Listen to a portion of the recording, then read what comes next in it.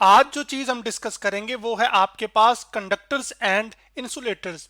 तो क्या कभी आपने ये सोचा कि आपके घरों में जो वायरिंग इस्तेमाल होती है, जैसे कि यहाँ पर ये जो तार है ये असल में कॉपर की तार है, तो ये कॉपर की तार इस्तेमाल क्यों की जाती है और इसके ऊपर ये जो कोटिंग की जाती है प्लास्टिक की, ये क्यों की जाती है? तो इसका जवाब आज हम कंडक्टर्स और इंसुलेटर्स के कॉन्सेप्ट से देने की कोशिश करेंगे। तो कंडक्टर्स आपके पास are materials that allow electrons to flow freely from one part to another part of material. यानी कि कंडक्टर्स ऐसे मटेरियल हैं, जैसे कि आपके पास एक ये कॉपर वायर जो कि एक कंडक्टर है। इसकी खास बात यह है कि जो कॉपर वायर है ये असल में आसानी के साथ अपने से इलेक्ट्रॉन्स को गुजरने देती है एक जगह से दूसरी जगह तक। तो इस वजह से आपके पास कॉपर की जो वायर है ये असल में एक कंडक्टर है और इसी वजह से आप इसको हाउस वायरिंग के अंदर इस्तेमाल करते हैं। और इस चीज को आप वाज़िया तौर पर इस तस्वीर में देख सकते हैं, जिसमें आपके पास एक ये बैटरी है, जबकि ये वायर्स हैं और ये असल में कॉपर की वायर्स हैं और यहाँ पर एक बल्ब लगा हुआ है। तो कॉपर की वायर्स की मदद से असल में चार्जेस आसानी के साथ कॉपर की वायर में फ्लो कर सकते हैं, जिसकी वजह से करंट बनता है और उसकी वजह से असल में आपका ये जो बल्ब है वो फिर रोशन होता है। जबकि इसके बरक्स इंसुलेटर्स आपके पास are materials that do not allow electrons to flow freely from one part to another part of material. यानी कि इंसुलेटर्स ऐसे मटेरियल हैं, जैसे आपके पास एक ये प्लास्टिक है, तो ये जो प्लास्टिक का मटेरियल है इसमें से इलेक्ट्रॉन आसानी के साथ फ्लो नहीं कर सकते एक जगह से दूसरी जगह, जिस तरह से इस कॉपर वायर की मदद से या कॉपर वायर के अंदर इलेक्ट्रॉन्स फ्लो करते हैं, जिसकी वजह से बल्ब रोशन होता है। तो ये सिनेरियो प्लास्टिक्स में होल्ड नहीं करता, क्योंकि इलेक्ट्रॉन्स आसानी के साथ फ्लो नहीं कर पाते एक जगह से दूसरी जगह से। इस वजह से आपके पास जो प्लास्टिक है ये एक इंसुलेटर है। इसके साथ साथ एक ये जो पानी का गिलास होता है जिसमें आप पानी पीते हैं, ये भी एक्चुअली एक इंसुलेटर है। इसमें से भी इलेक्ट्रॉन्स आसानी के साथ फ्लो नहीं करते। अब कंडक्टर्स और इंसुलेटर्स के बीच में फर्क ज्यादा तौर पर बेहतर वाज़िया करने के लिए मैं आपको एक एनिमेशन की जानिब लेकर चलता हूं, जिससे हम कंडक्टर और इंसुलेटर्स के अंदर फर्क को और ज्यादा अच्छे अंदाज में अंडरस्टैंड कर सकेंगे। जैसे ये एनिमेशन मैंने fed.colorado.edu की वेबसाइट से ली है, जिसमें आपके पास एक यहाँ पर ये बैटरी है, जबकि यहाँ पर उसके साथ ये वायर्स आपस में कनेक्टेड हैं इस बैटरी के साथ, या तारें जुड़ी हुई हैं इस बैटरी के साथ। अब मैं क्या करता हूं कि मैं सबसे पहले एक बल्ब लेकर आता हूं और यहां पर जोड़ता हूं, जैसे कि यहां पर मैं इसके साथ जोड़ रहा हूं। तो करंट को या चार्जेस को फ्लो होने के लिए एक क्लोज रास्ता चाहिए यहां पर। तो मैं क्या करता हूं, एक क्लोज रास्ता बनाता हूं। तो आप ये देख रहे हैं कि आपके पास ये बल्ब रोशन हो गया। अब जैसे जैसे जैसे बैटरी की मैं कुव्वत या ताकत बढ़ाता जाता हूं, तो आप ये देखेंगे कि जो बल्ब है वो ज्यादा रोशन हो रहा है। तो यहाँ पर फिर आपका ये जो बल्ब है, क्योंकि इसमें से इलेक्ट्रॉन जो कि आप ये देख रहे हैं ये चार्जेस ये क्या कर रहे हैं, फ्लो कर रहे हैं। तो ये जो आपका बल्ब है ये असल में भी क्या है, एक कंडक्टर है। क्यों? क्योंकि इलेक्ट्रॉन आसानी के साथ इस बल्ब में से क्या कर रहे हैं, वो फ्लो हो पा रहे हैं।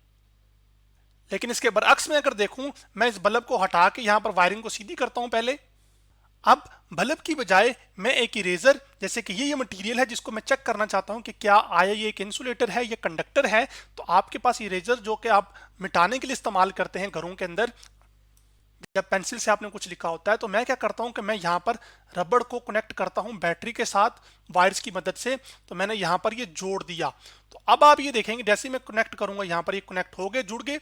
तो क्या चार्जेस आपको फ्लो होते हुए नजर आ रहे हैं? नहीं। तो इसका मतलब है कि इस जो रबड़ है या इरेजर है, इसमें से इलेक्ट्रॉन्स फ्लो नहीं हो पा रहे। इस वजह से ये जो मटेरियल है ये असल में एक इंसुलेटर है। इसके बरअक्स आप पैसों से तो बहुत प्यार करते हैं, तो क्या ये जो पैसों का नोट है एक आपके पास जो कि डॉलर बिल है, इसको यहाँ पर मैं जोड़ूं, अगर मैं थोड़ा सा पीछे कर लूं पहले, इसको यहाँ पर जोड़ूं, तो अब ये देखूं कि क्या इसमें से चार्जेस जो हैं वो आसानी के साथ फ्लो करेंगे या नहीं। तो देखिए नहीं, इधर भी नहीं हो रहे। इसका मतलब है ये जो डॉलर का नोट है ये भी असल में क्या है, एक इंसुलेटर है जो कि पेपर है। इसके बरअक्स बचपन में आपको खुश करने के लिए माँ बाप पैसे यानी कि ठिप्पे देते थे, ये सिक्का जिसे कहते हैं। तो सिक्के को चेक करते हैं कि सिक्के में से क्या चार्जेस आसानी के साथ फ्लो करेंगे या नहीं। तो मैं यहाँ पर लगाया, इसको जोड़ा, तो अब आप देख रहे हैं कि चार्जेस आसानी के साथ फ्लो कर रहे हैं। इसका मतलब है ये जो सिक्का है ये भी असल में क्या है, एक अच्छा कंडक्टर है।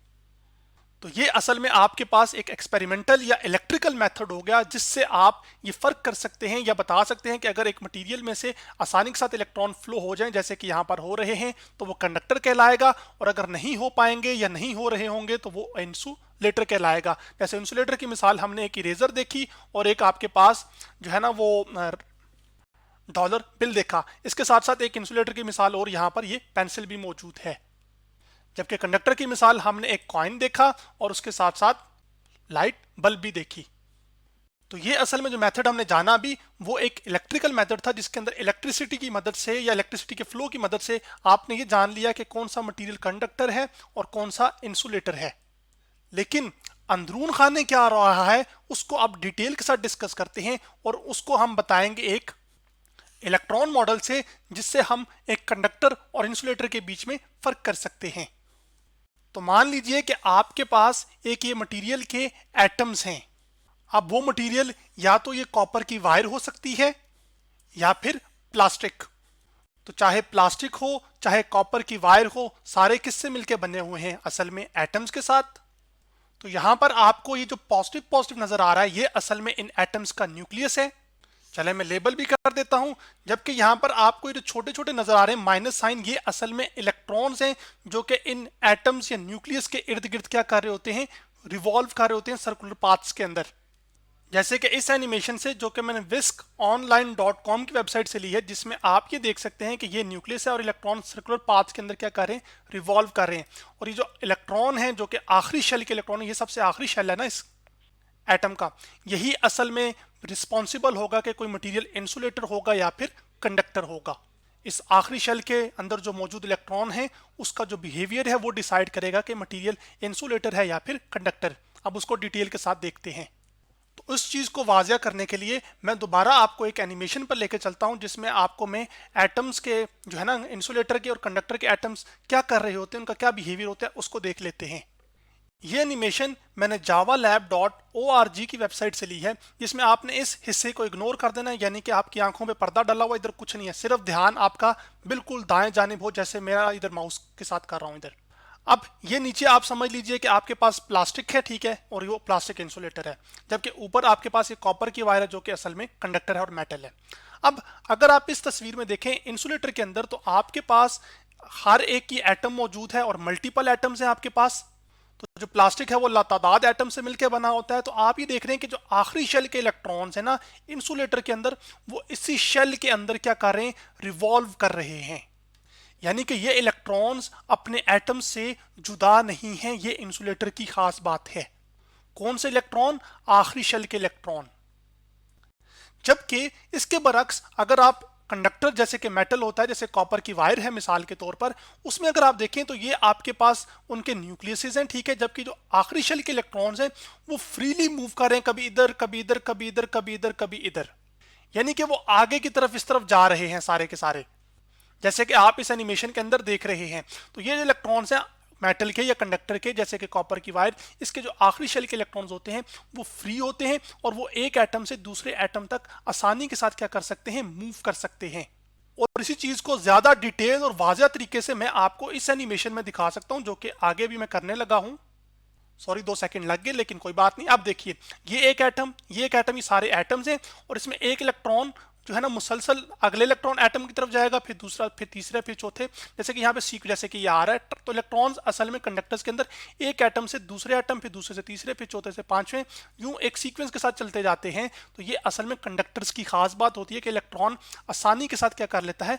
फ्लो कर लेता है मटीरियल के अंदर एक एटम से दूसरे एटम की तरफ। जबकि इंसुलेटर्स में वो जो आखिरी शेल के इलेक्ट्रॉन्स होते हैं वो बाउंड होते हैं, यानी कि अपने आखिरी शेल के अंदर ही रहते हैं, वो न्यूक्लियस से जुदा नहीं होते।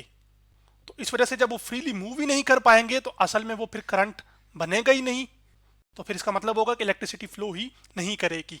जबकि कंडक्टर्स के केस में, जैसे कि यहाँ पर ये कॉइन है, इसके अंदर इलेक्ट्रॉन्स फ्री होते हैं, तो जैसे ही आपने बैटरी लगाई तो वो एक खास सिमत के अंदर, जैसे कि अभी सिनेरियो में दाएं जाने मूव कर रहे हैं, तो उस वजह से क्या बनता है? वो फिर करंट बनता है। तो जब किसी मटेरियल में से इलेक्ट्रॉन आसानी के साथ गुजर जाएंगे तो वो कंडक्टर होगा।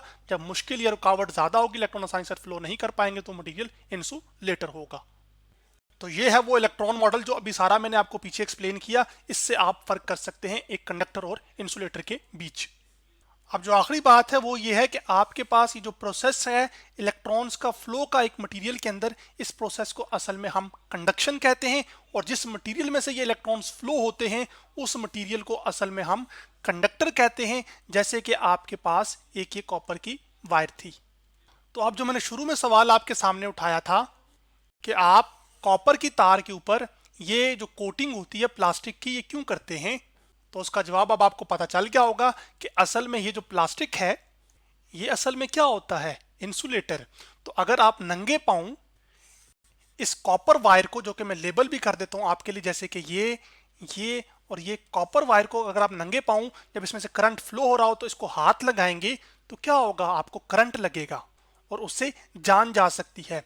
तो प्रोटेक्शन के लिए आप क्या करते हैं कि आपकी ज़िंदगी जो कीमती जान है वो महफूज रहे, उसको करने के लिए आप क्या करते हैं कि आप इसके ऊपर इस तरह की प्लास्टिक कोटिंग कर देते हैं। क्यों करते हैं, क्योंकि ये प्लास्टिक इंसुलेटर होता है और इस इंसुलेटर में से इलेक्ट्रिसिटी फ्लो नहीं होती, यानी कि डज नॉट कंडक्ट इलेक्ट्रिसिटी।